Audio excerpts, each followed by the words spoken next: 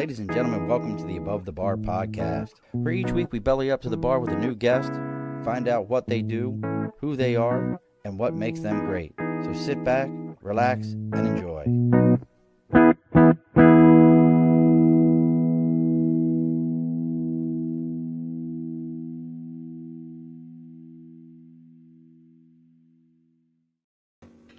Alrighty, folks, welcome back to the Above the Bar podcast. It's your host, Sean. I've bellied up to the bar here today.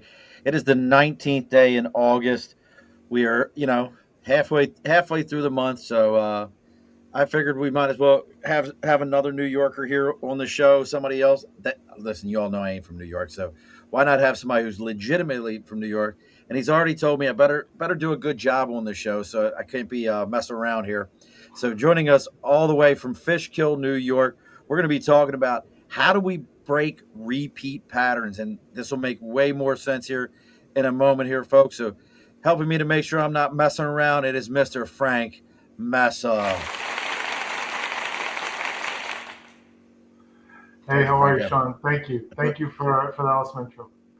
Listen, I told you I have no idea how I'm going to introduce people. You gave me my ammo. Didn't even know you were giving it to me. That's right. Somebody had to do it for me.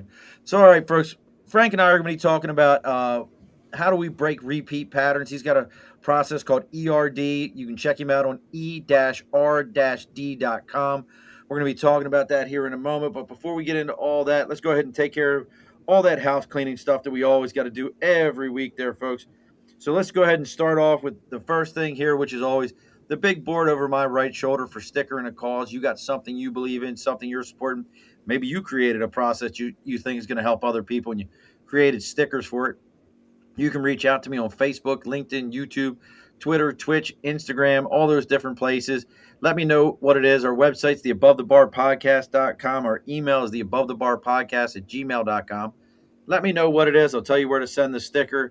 We'll read about you live here on the air so everybody gets to know about you. And then we got to talk about the people that pay the bills around here, folks. You know who that is? That's Budget Blinds. And that's Budget Blinds of East Greenbush, Hudson, Coxsackie, Schoharie, Delmar, Clifton Park, Lake George. I forgot Lake George. Yeah. Hudson, Coxsackie. Listen, that should have been the entire test right here, Frank, before we got started. I should have just listed cities within New York since you're from New York and see how many you can and can't pronounce. Right. I would have been a challenge. I mean, I think it would have been worthwhile. Coxsackie, I think, is what I've heard pronounced. Yeah, but so if you go there, though, they call it Coxsackie. Oh, there you go. But people if you're in there, that's called it Coxsackie. Because it's what it looks like when you look at it. You look at it and you go, that looks like, I'm not saying that because HR is not calling me in today, is what it looks like. It looks like HR is going to call you in the minute you pull it up. But we've got, like I said, folks, East Greenbush, Hudson, Coxsackie, Schoharie, Delmar, Clifton Park, and their newest addition is Lake George. So make sure you're reaching out to them. They do everything from custom blinds, shades, shutters, drapery, you name it, they're doing it.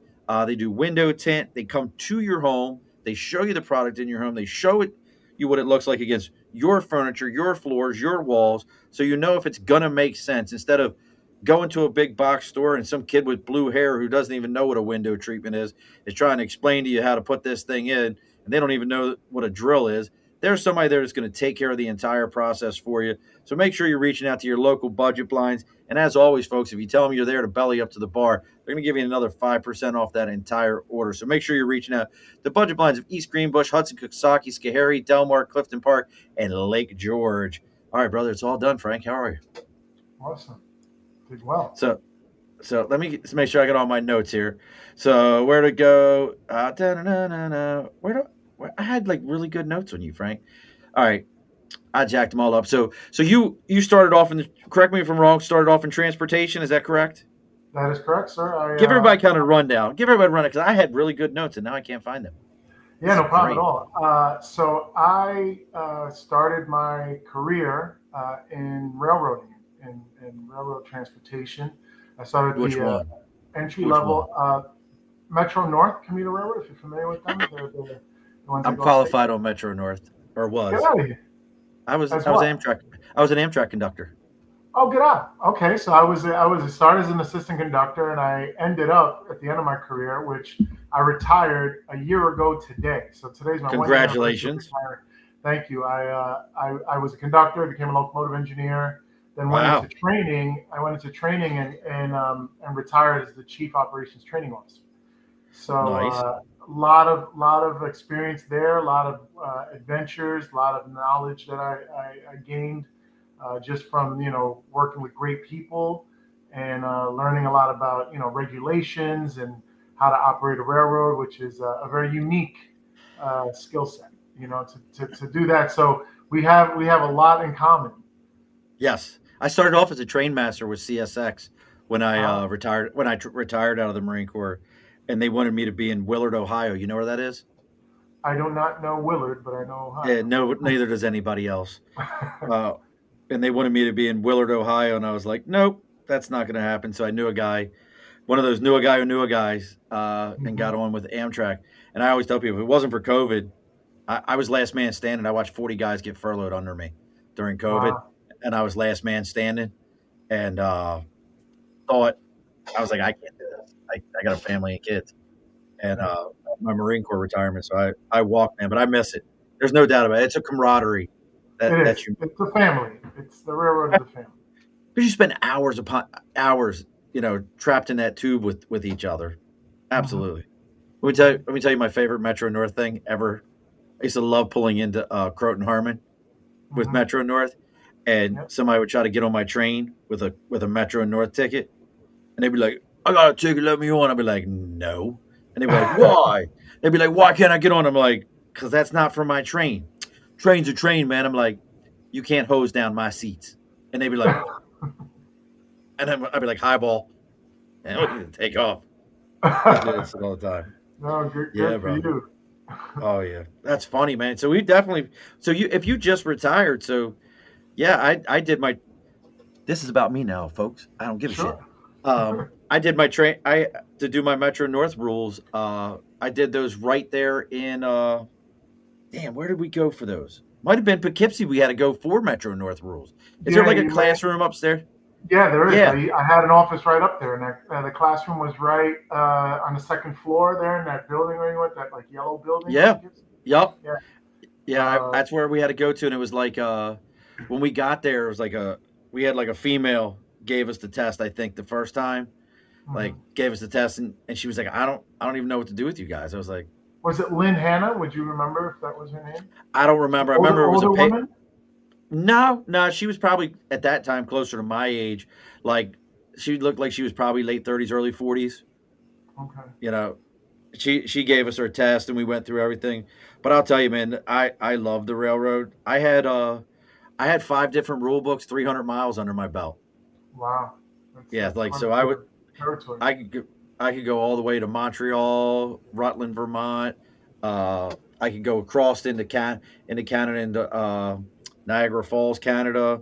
Yeah, Right. I had a pretty good, but that was Albany, man. Like people don't realize that's like the fifth fifth busiest Amtrak station in the country, something like that. Like it's So that crazy. was Now your you home guys are, terminal. That was your yeah, home terminal. yeah, I was home terminaled out of there. And like I said, I miss it. Still stay in touch with a lot of those guys though, because it was just like you said, it's a different environment. Hmm. But that railroad retirement's nice though, ain't it? It is. It is. Don't get that twisted. Hey, no, not at all. I say, I took care of the railroad for 30 years. Now it's time for them to take care of me. Hell yeah, hell yeah, brother. So listen, I know, folks, we made a left turn into some shit I didn't even realize. I saw transportation when I was reading all your notes, and I was thinking you were down in like MTA or something like that because my wife is CDTA up here, so I Hmm. thought you were MTA. What do you think of LIR guys? Come on, be honest. What do you think of LIR? Oh, I mean, they're cool. I worked with them a lot because a lot of the equipment we have is similar. We have the same Right. electric mobile, sorry, the multiple unit consists. So I work with them a lot. They're good guys. They're good guys. Remember you around when you were around for all those guys got busted for the Oh yeah, the t- t- overtime stuff. no, for the Dr. Summeroff. Oh They yeah, all yeah, yeah, yeah, yeah. Yeah, yeah. See, that's what I was talking about. Like, I'm Yeah. 55 years old. Let me go ahead and take this medical retirement. We can all go golfing together. Mm-hmm. Yeah, yeah. They all Yeah. got. I'm sorry, folks. I made a left turn into some shit that only railroaders are going to give any crap about what we're talking about right now. Right. So Exactly. I'm sorry.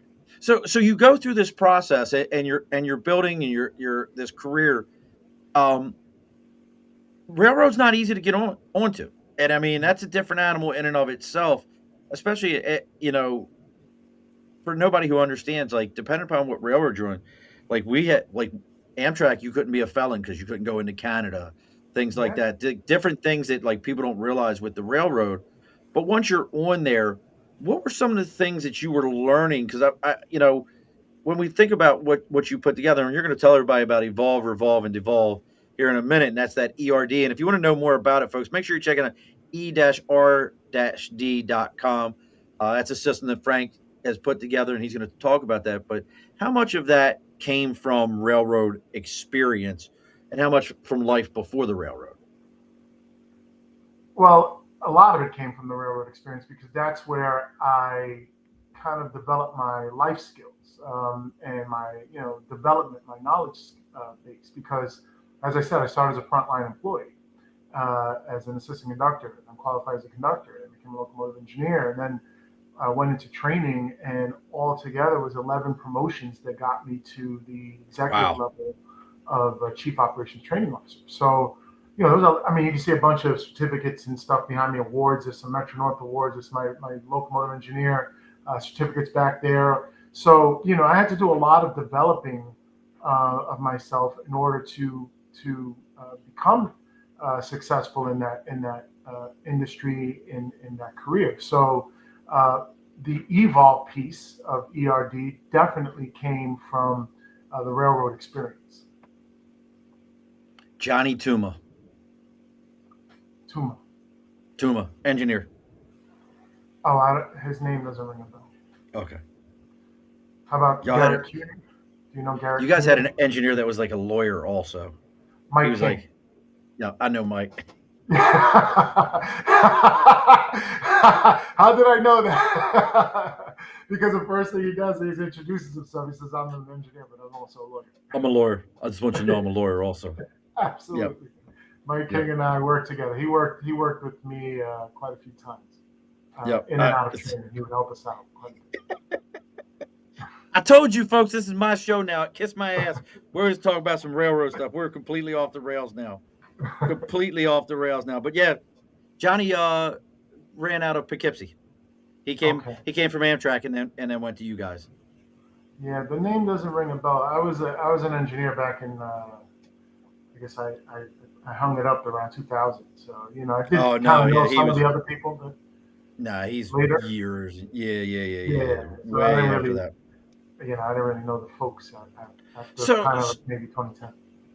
so as you're building this system and working on this whole self leadership, behavioral patterns, and things, you know, did you have like a degree background? Like, hey, I have a degree in psychology. I've done this.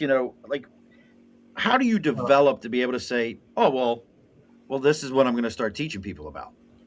so it's all lived experience. It's all life experience. So let me give you my story so that you can Yeah, please. understand the context. So I grew up in New York City, in Queens. My parents were immigrants from Cuba. My dad came to this country with nothing but the clothes on his back, and pretty much pretty quickly after he learned the language, joined the army. So he was in the army for a couple of years. My mother was still back in Cuba. He got her here because they were escaping communism. They didn't want to live in that kind of system. So grew up in New York City in the 80s, 90s, 2000s. Anybody who knows that time was just insanity. All urban areas were crazy. Ravaged with drugs, crack cocaine, all that. And that was very, that affected me and my friends and my family. My sister died of a drug overdose. So Wow. there was a lot going on. And I picked up a lot of negative habits, how to deal with stress negatively. I, was in high school. I graduated from high school. I found myself working at a bank as a clerk for a couple of years. I found that that was kind of a dead end job, and I had a teacher in junior high school who kind of really saved my life and helped me out. And he had said to me as a big lesson learned was, if you want to get out of your environment, use your mind. That was the bottom line that he gave me was, you can always use your mind to get out of your environment, which I said to myself, okay, I'm going to go to college. So I went to college. I didn't study psychology. I didn't study anthropology or sociology or anything like that.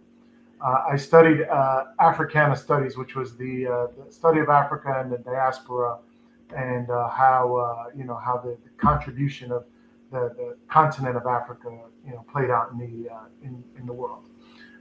So kind of had that, graduated from college, and really didn't have a career path. And at the time, my girlfriend's mother worked on the railroad. She said, "Oh, you should try to get a job on the railroad." So I got a job on the railroad, and that began my journey. So, as I explained before, I was doing very well in my career. My career was flourishing. I had really challenging times in relationships.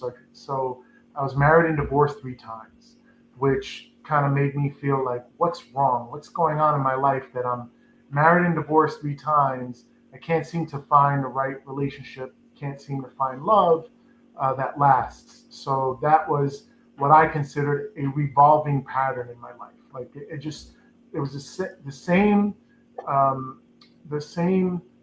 results with different faces. And I was like just saying, well, okay, this is not working. And then there was my health. So when I said I picked up bad habits, above the bar, I spent a lot of time at the bar. So I was drinking excessively. When I said excessively, I was getting home from work. I was drinking about a bottle of bourbon a day. Damn, Yeah, you really were a railroad.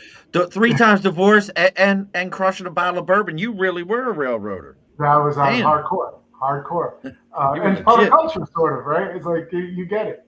So I was 100 pounds overweight. I was diabetic. I had high blood pressure, high cholesterol. I seen both of my parents die from those types of complications.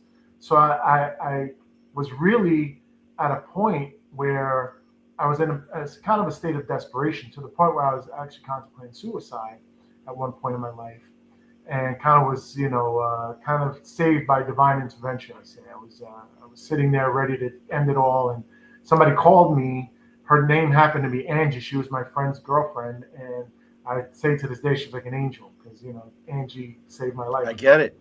Yeah.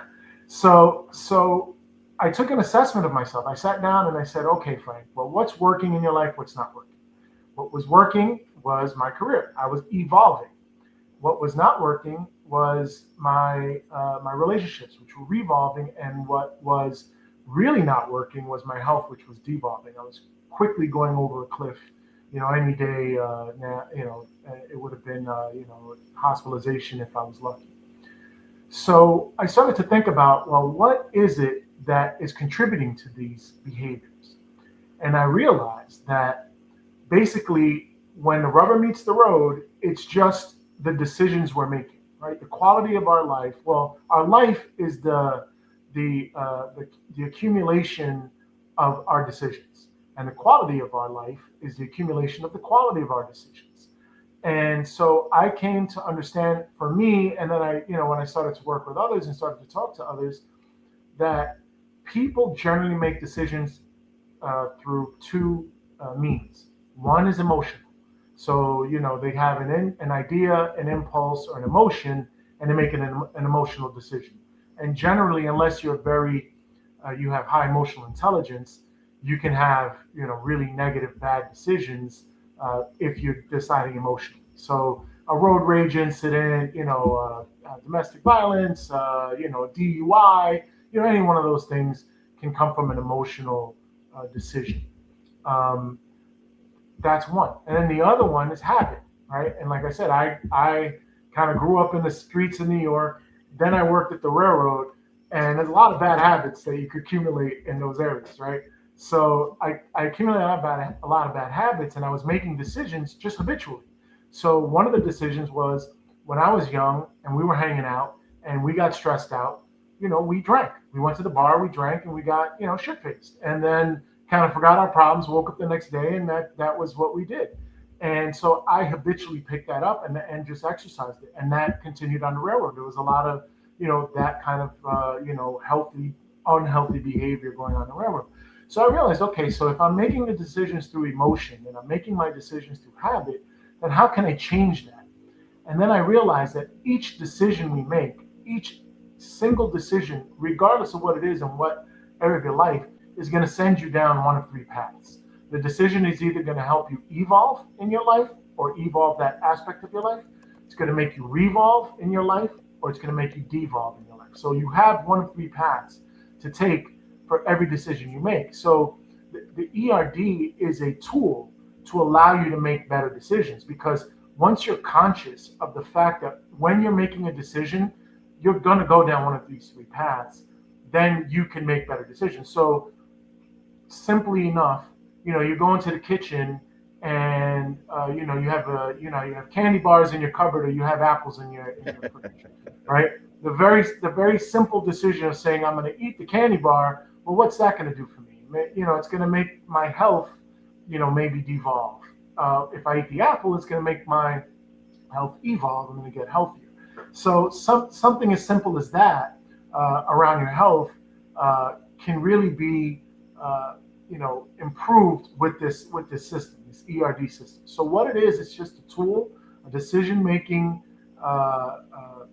methodology that allows you to kind of have an idea, an impulse, or an emotion, stop, pause, put it in a box, in this ERD box, and say, okay, when I make this decision, which way is it sending me?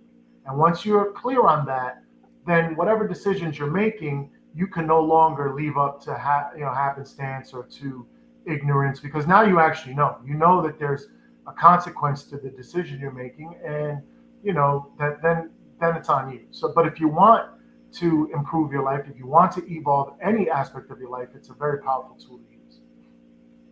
So, and my buddy Scott's watching us right now, and he says, "Glad you're still here, Frank." Yes, thank you, because I was very close.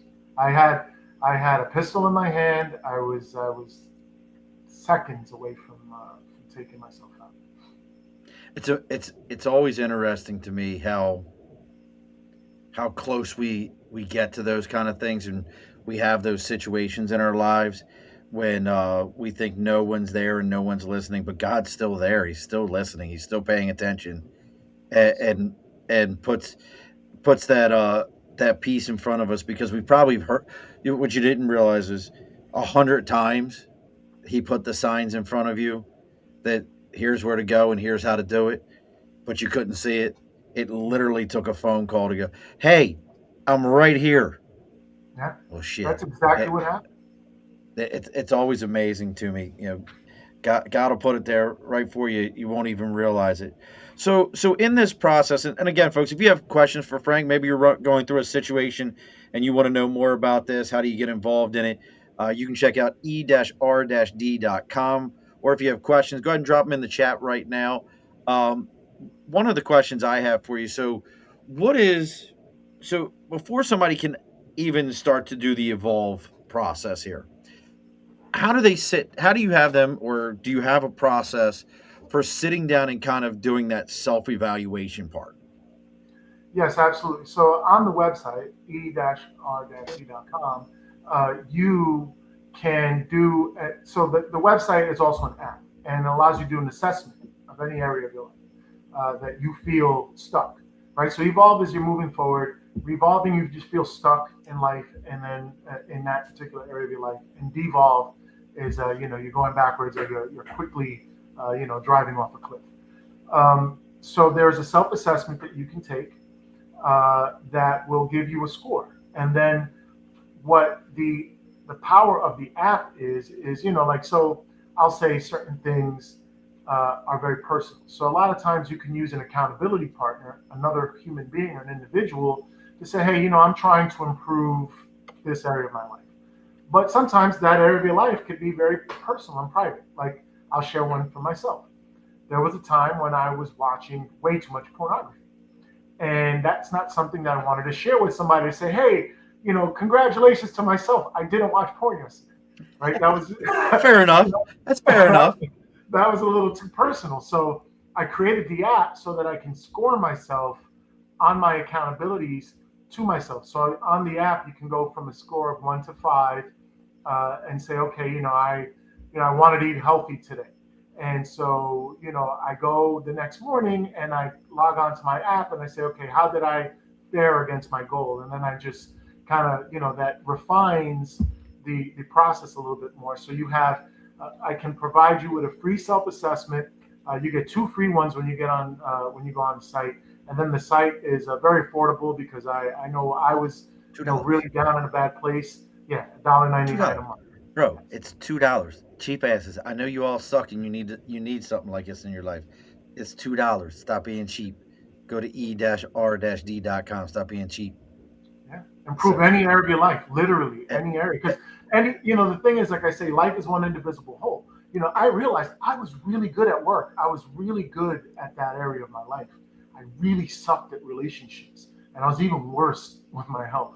Right, but there could be anything. It could be in your life, could be anything. Like I said, and that you want to improve, that you feel stuck in, and this is a tool that will help you get unstuck. And like I said, it's like a paradigm shift.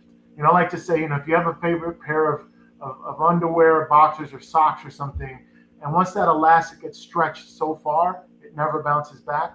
That's no. the point of this. That's the point of this framework, is that it stretches your consciousness and your paradigm to the point where you realize, okay, the decisions I'm making they matter. So let me. I'll never go back to the ignorance of saying, oh, I'm just making these decisions out of ignorance. So that'll never happen again. Susan just said, my son suffers with issues of feeling stuck, has had suicidal thoughts. This would be very helpful. Absolutely, Susan. And like I said, it's e-r-d.com. There's some videos to check out. There's some books versions of things that he's got on there.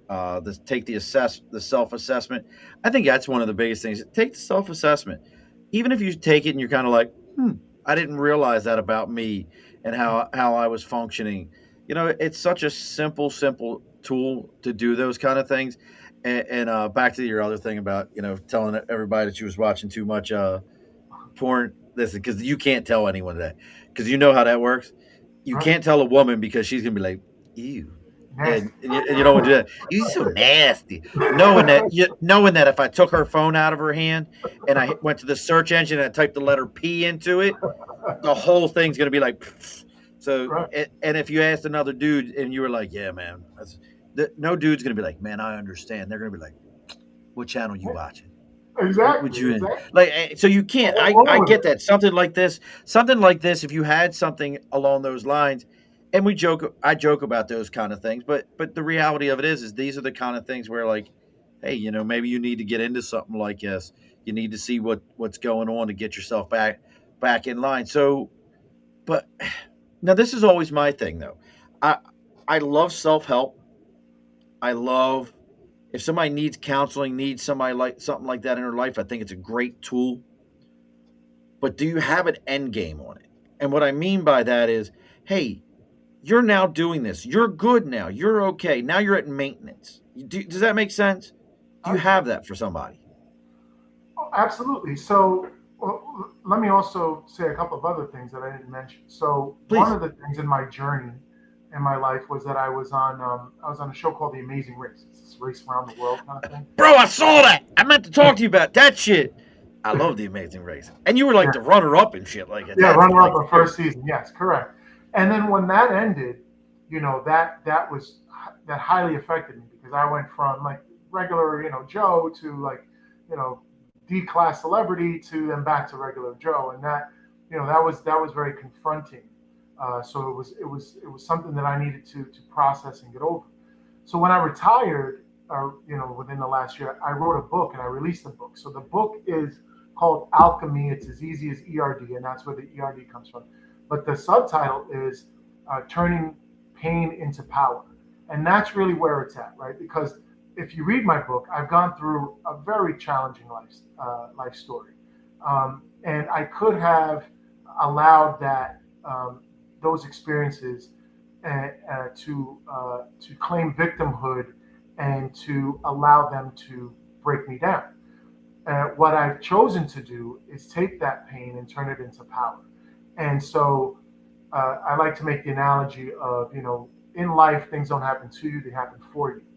And so I just like as it. I go into the gym and I, lift weights to, challenge me to get better, to get stronger, these experiences that we have in life, these adversities that we go through, they serve the same purpose. They're there to make you stronger, wiser, and better. So instead of turning and saying, "Well, I'm a victim," you could say, "Hey, listen, that's a certain amount of pain, but that's gonna make me a much more powerful person if I lean into it and I learn the lessons that I'm supposed to learn from this and learn how to overcome them."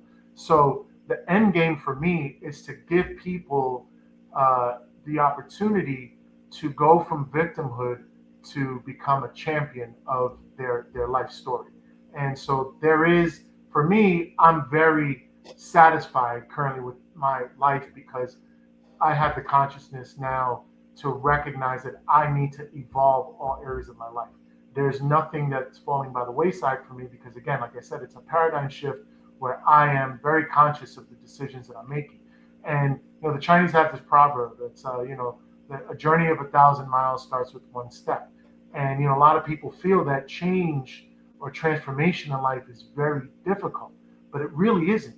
It really is just one decision at a time. That's all you have to think about, and that's all you have to worry about is that next decision, and leave it at that. They say how to eat an elephant one bite at a time.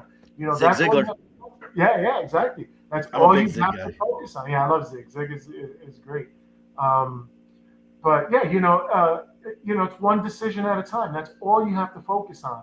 And if you do that, like I said, those decisions become habits. Then those habits compound, and those compounding habits create, a powerful and fulfilling life that we all have the ability to attain.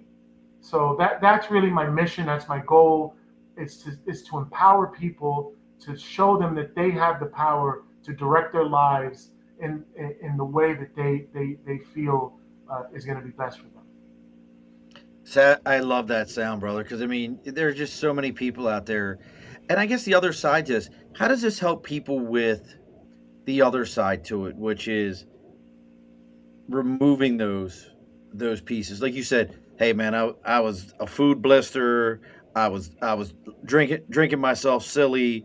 I'm doing all these things. How do you how can with this system or even for yourself when you and I know you're talking about like one step at a time, one piece at a time, but like if you're a drunk and you're crushing a bottle every night, being like, well, I'm only gonna drink half a bottle a night. That's not really solving the issue.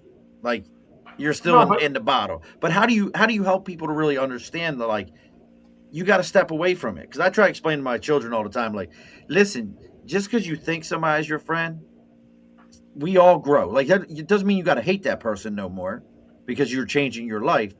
But sometimes you have to separate yourself from those people. You have to. and again, ERD applies to every area of life. So I also say that there are people in your life that push you to do better, and those are the people that help you evolve. There are people in your life that will help keep you stuck because that's what they're comfortable with, and that's the comfort zone they want you in.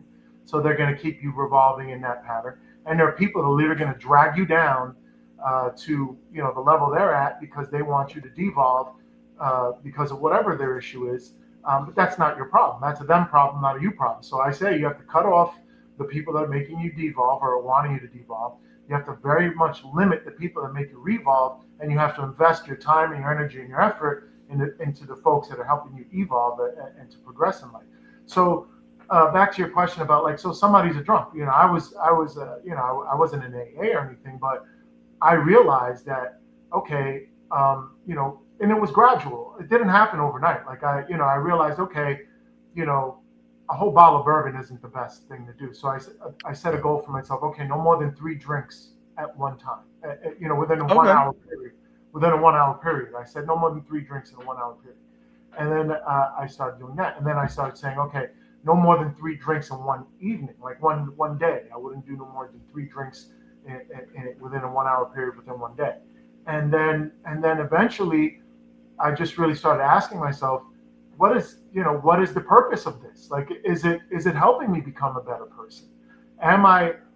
It was contributing to my relationship problems, right? It was contributing to my health problems. So I said, if this is contributing to my health and relationship problems, and those are two areas I recognize that I'm struggling in, then why would I continue to contribute to those things? Let me contribute something else. So I said, you know what? Instead of having a drink, I'm gonna take a walk around the block. So now when I'm stressed out, I'm gonna take a walk around the block. And I just turned 56 years old yesterday, and I'm in the best shape of my life. Even when I was on the Amazing Race, which I was in great shape, but I'm in the best shape of my life at 56 because of the concept of this, wanting to improve my health and evolve my health. It really is miraculous, and I'm proof that it works. Because I'm 56, best shape of my life. I'm the happiest I've ever been. I'm at peace. Career-wise, I retired from my career at the railroad, and now I've embarked on writing a book and helping others, really turn their pain into power and improving their lives.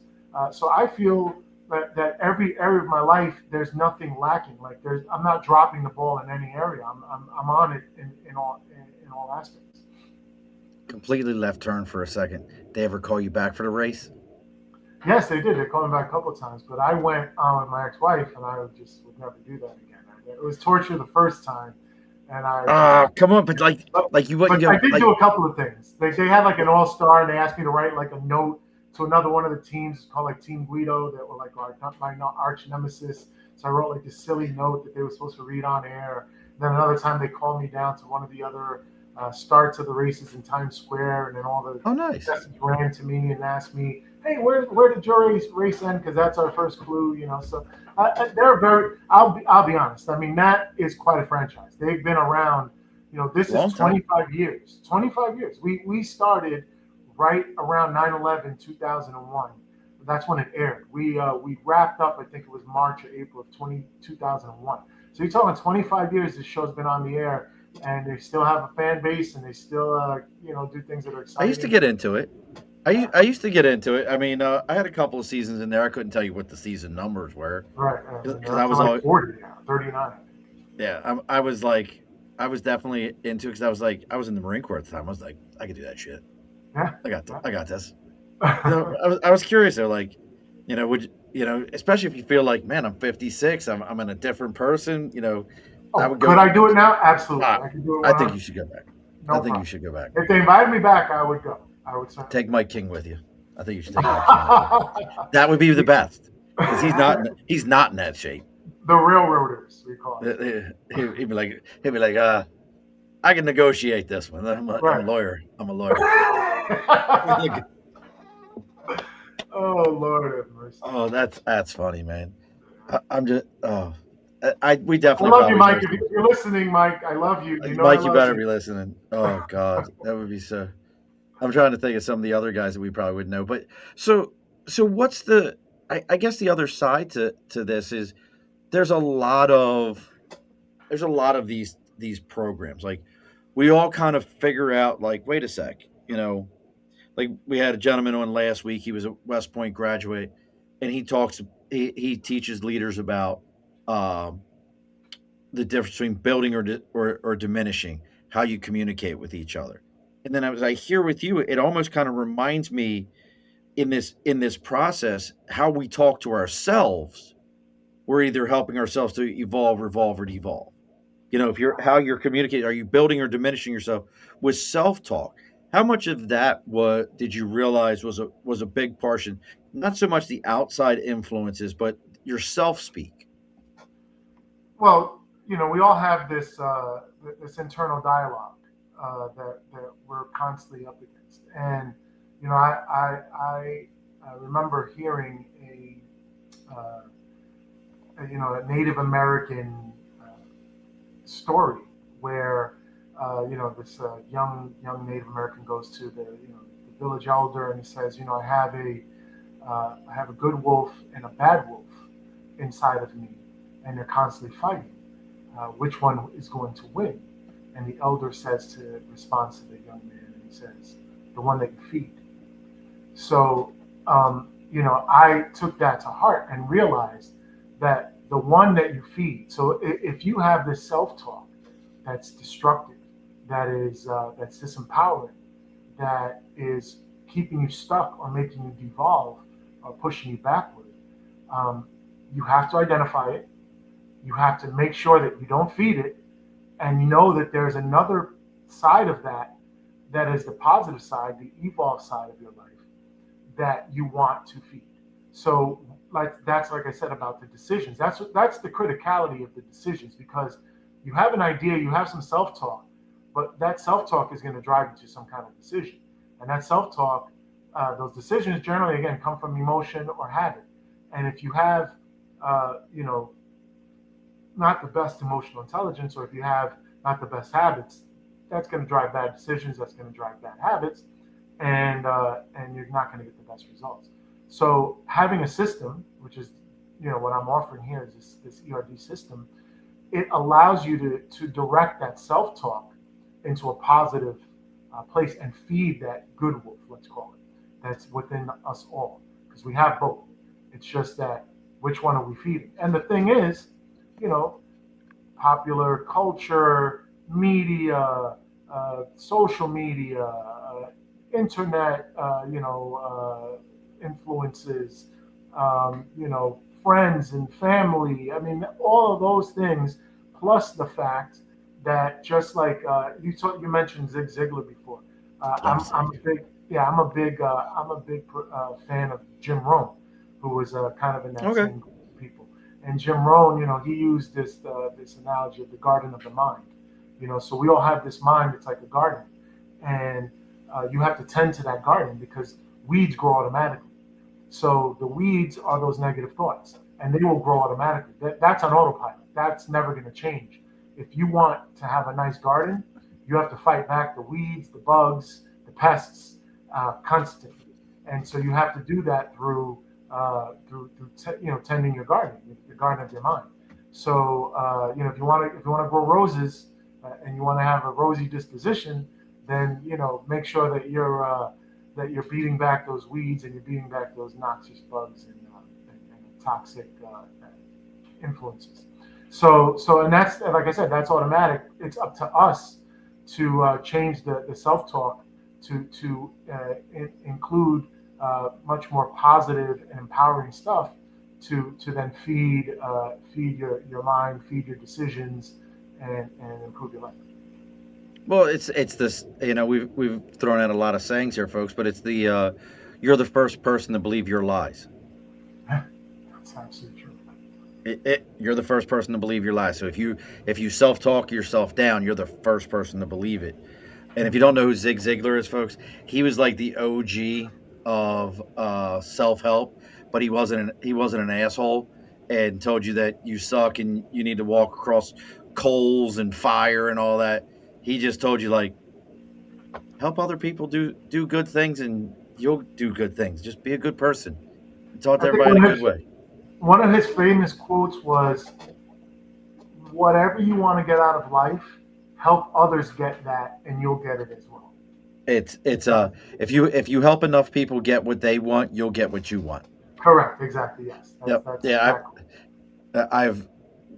I've read, listened to, digested everything I could possibly get my hands on. I actually just bought two of my employees his book. I'll see you at the top. Yeah. Just so it's I'm just looking on my bookshelf. There's a little book called the Zig Ziglar Little Book of Big Quotes, and it's just yes, a tiny I know little the book. one. It's right I know there. exactly the one I know the one you're talking about. Susan says a lot of people stay in situations out of fear. This address that of fear. Does this address fear, like fear of protection, fear of exception, fear of what other people think? That's a good question. Like, can this be used for that same kind of thing? Hold that thought for a second. I want you to think about it for a second because I got to do something here real quick because it is almost closing time here, folks. We're getting into the part of August where you start realizing summer went by way too fast. The sun's setting a little earlier, the nights are getting a little cooler, but there's still plenty of summer left to enjoy. This episode is brought to you by New Scotland Spirits, handcrafted right here in upstate New York.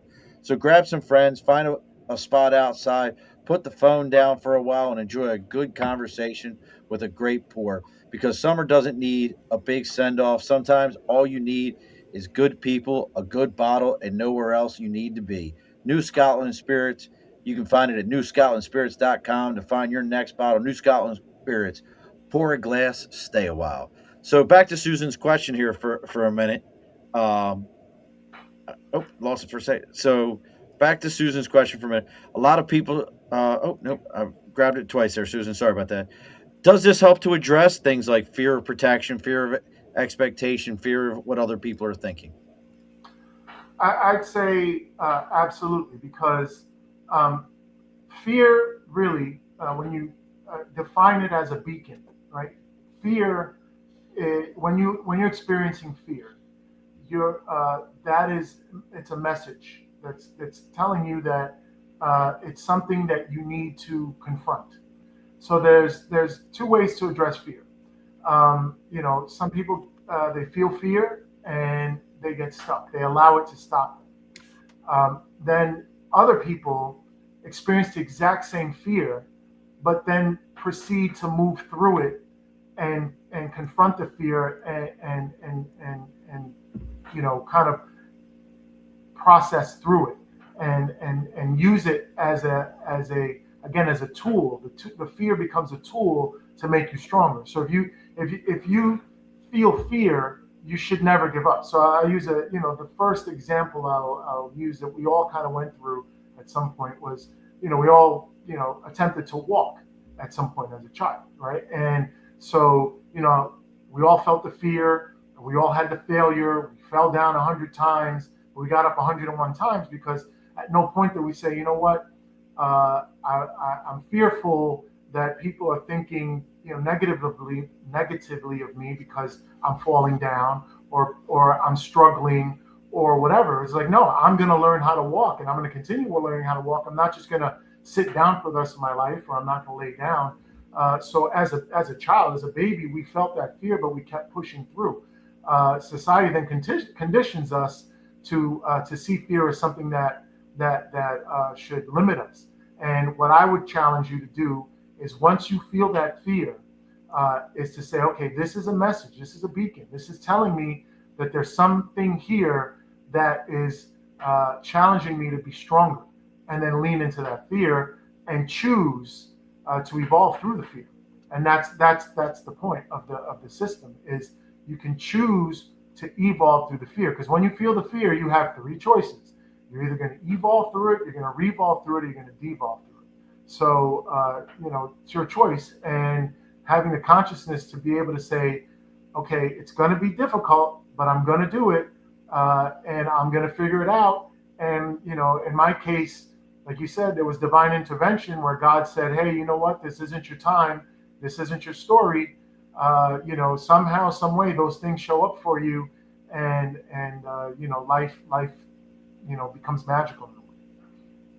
And I get it. And she did have a little bit of a follow up. I'm going to kind of paraphrase it. Her question was, a lot of people have an understanding of why they have the issues, but they have a lot of fear to get past, like rejection or fear of other people think what other people think, the fear of failure. Does this help? I think you've kind of hit on it, but I think one of the things that comes to mind for me as I'm hearing this, and kind of going back to one of the first things we talked about, it's that identifying side to it. Being able to kind of point to not necessarily the surface issue, but it, like you kind of said it. Hey, I was drinking a lot, or I was having relationship issues, but I realized, where I grew up at, this was our defense mechanism. But then let me go one step further. I also had, parents who fought to get to this point. So I knew everything was about a fight, because I can't imagine dad coming from Cuba after communism, mom living through that, and then getting here. You probably heard a million times, Papi, you know what it's like. Do you know what they're suffering through? You're upset about this. You had that. So everything was like, well, am I struggling enough? How far back do you dig for it? Well, that was the work, right? The work was making an assessment and then recognizing why I was making decisions that I was making. So let's go back to the context of fear. So when you feel fear, you're making decisions. Ask yourself, what decisions and why am I making the decisions I'm making when I feel fear? So if the decision is that I feel fear because I'm afraid that people are going to judge me, then you're making decisions from an emotional perspective. Or you're making decisions because you're afraid that people are going to judge you. That's an emotion that's driving a decision. So it's not as necessarily as logical. One of my things is I study Stoicism. And Stoicism was very helpful to help me get What is through a that? lot of my challenges. What is Stoicism is stoicism? it's like so if you watch Star Trek, like Spock was very stoic. Okay. Stoicism is a philosophy that was just adopted by like Marcus Aurelius, who was the Roman emperor, and basically applies logic to life. And basically, if I could say it in a nutshell, just control the things that you can control and don't worry about anything else. Okay. All you can focus on is the things that you can control. You can't control how people judge you. You can't control people's opinions of you. You can control your own opinion of yourself. You control your own behavior. And so that's what you should focus on. Don't worry about the things you can't control. Control the controllables and don't worry about things you cannot control. And so when you're thinking about these decisions you're making, because you're faced with the fear of judgment, because you're faced with whatever fear, recognize that you're making those decisions from an emotional perspective. Once you identify that your emotion is driving that decision, that's what's holding you back. Now you can use the ERD tool to then take a pause and say, okay, I don't need to make this decision from emotion. I need to make it from some type of logic to know the path that I really want to go down. And then you can choose the path that you want to go down. So I love how you're presenting all this and the process is so. I want to go back to the website as we're getting closer here. So, somebody's on here. Obviously, we said take the assessment. But how long does that thing take? Like, if I was going to take the 5 minutes, assessment, 5 minutes, five to 7 minutes, perhaps. so after they take the assessment, I see track your progress, daily check in, and reflect and focus. So is it? Do they need to do the assessment and buy the book? Do they need to just take the Well, assessment? Is there a conversation with you? Is there any groups that they end up being part of? Any of that kind of stuff? yeah. So I would certainly recommend buying the book because it tells my life story, and I say I was educated in the school of hard knocks, and so I took a lot of lumps and went through a lot of challenges that no school, no classroom would have taught me. It was really just life experience. So the book is very important so you can understand the foundation and the reasoning behind ERD. Then I would say yes, absolutely do the assessment and get the app. If you want additional assistance, I do run courses, online courses that you can sign up for. If you scroll down a little further, you can sign up and make uh, CRD or guidance system, better making yeah, decisions. for better decision making. Yeah. So if you look Okay. at that, you can register for a course, or if you want one-on-one coaching, I do offer that as well. So my all of my social media is on there. There's a link that you could send me a message on email, and we could really work together to get you unstuck because that's my mission. My mission is to help people get unstuck. It's a mission to empower people to get them in a place where they feel powerful and strong and satisfied about the the path they're on in life. There's no magic pill. This is not going to happen overnight. But once you change your trajectory, you start building momentum, and like I said, magic begins to happen. All right. So that's Richie Heiss. Heist. Richie Heiss. No, David Todd McGill. Dave McGill. You got to know Dave McGill. I don't know Dave McGill. I know Oh the my old God, school guys, bro. I know the old school dude. guys. Dave McGill is who built the uh he built the an exact duplicate of the Poughkeepsie walking bridge. Oh wow, And the walkway yeah, over the Hudson Bridge. Oh yeah, wow. he's Oh, like super famous for that. Uh, and back to your question there for a second, Susan. Let me pull it up for you real quick. The book is actually called Alchemy. It's as easy as ERD, a decision making framework for turning pain into power. and you So can we'll find it on say it one more Amazon. If you time. go to my website, If you go Yep, to it's the all app right there. website, it's there's a link for that, and there's also some other information on there you I can grab the audio version because that's what I do. I'm an yeah, audio guy. yeah, Um, it's an so audiobook. make That's yeah, I'm an audio guy. I don't. I'm in the car too much. You know what I mean? yeah, yeah. But I yeah, narrate. so that's the book there. It's again, it's Alchemy. It's as easy as ERD. You can find a copy of it right there. Any upcoming speaking engagements anywhere other than online where people can find you if they wanted to follow you? How do they follow you? Uh, I would say go to my social media. I post every day. My Instagram is very active. My Facebook is very active. My TikTok is the most active. So you'll get to see my philosophy. You'll get to see my messaging, and we can communicate through that. I don't have any speaking engagements currently booked, but I am doing lots of online content, which is intended to really support people and help people through their challenges in life. All right. Chris Miller. One more name. Chris Miller. Chris Miller, I do know Yeah. Chris Miller. I about to you have to know because Chris used to give us the tour of Penn Yes. Station, and he was an Amtrak guy. He gave the tour for you guys. Mm-hmm. You have to know Mm-hmm. Chris. Yes. All right. See, I knew I'd find one more that you know. Listen, folks, as we always do this, and Susan, I appreciate you so much being so active, asking questions, and being involved in the show. That really makes a difference. It makes the guests more comfortable, makes everybody more comfortable. So we really appreciate you popping up. If you're finding me, as I always say, if you're finding me through, gosh, can't use words today, Frank. If you're finding me through Frank or Frank through me, make sure you're giving this a like, share, follow. Go find his social media. Frank, I almost said Mesa. I almost said Mesa. I almost did Don't it. mess around. Don't mess around. Not Mesa. It's Mesa. I almost said Mesa. Uh, so if you found me through Frank or Frank through me, make sure you're taking a moment, give him a like, share, following all his social media. The same thing we would ask here. It might sound cliche. It might sound like really we're doing this. Yes, we're really doing this. This is how these processes work. This is how these algorithms work. The whole 9 yards. And make sure you join us because we do this every Wednesday, 8 p.m. Eastern Standard Time live. Coming up next week, we have Rhonda Shader. Rhonda is, let me get all my notes here. Ba, ba, ba.